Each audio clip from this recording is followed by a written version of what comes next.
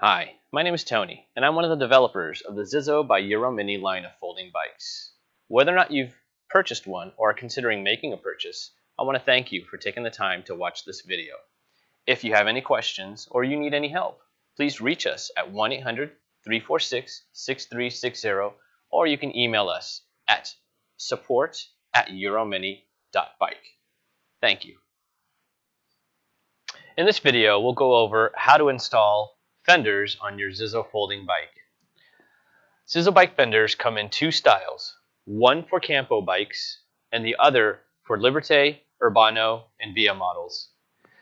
When your fenders arrive, they will arrive unassembled. This means you will have to assemble the fenders first prior to installing them on the bike. This is very easy to do, and the instructions are included. Once you've assembled your fenders, you're ready to begin installing them. Let's start with the rear of the bike first.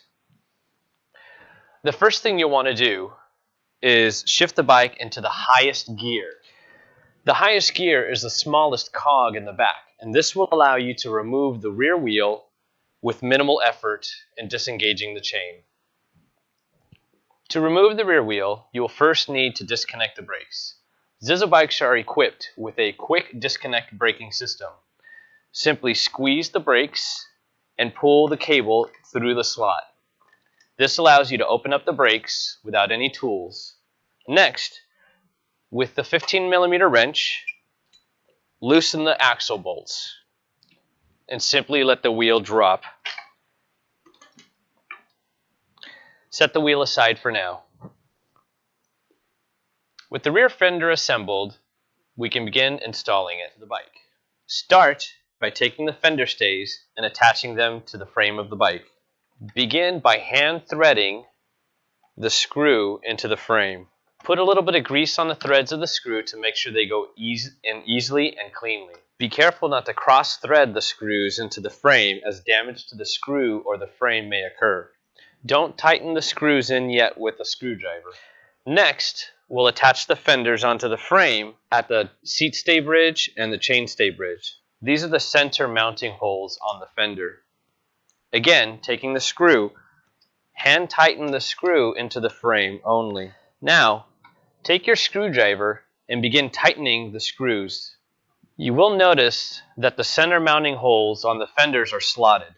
This allows you to adjust the fenders slightly for different tire types. Should you decide to change your tires in the future to a more or less knobby tire, this will let you adjust the fenders to those new tires. With the screws securely tightened, you can reinstall the wheel. Next, you'll want to reattach the brakes. Finally, you're going to crank the bike to make sure the wheel is not in contact with the fender.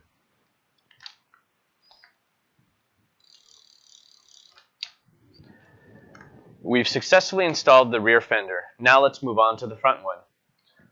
Begin by disengaging the brakes the same way you did with the rear.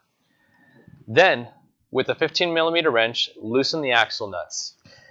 Make sure you're holding the wheel so it doesn't fall out if the bike is in the stand. Remove the wheel and set it aside. Next, remove the front reflector by using a Phillips screwdriver and a 10mm box or adjustable crescent wrench. Set these parts aside for now. Take your assembled front fender and thread the bolt of the reflector through the top center silver mounting hole.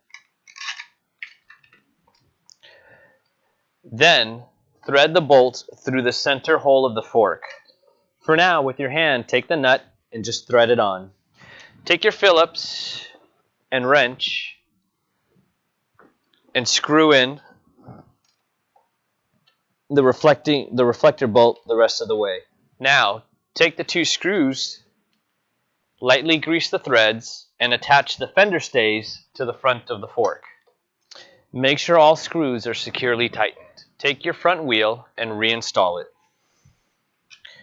If your tire is directional, please make sure that you install the tire and the wheel in the correct orientation.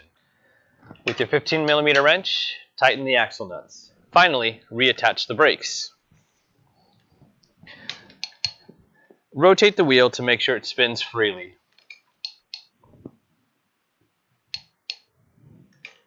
That's it.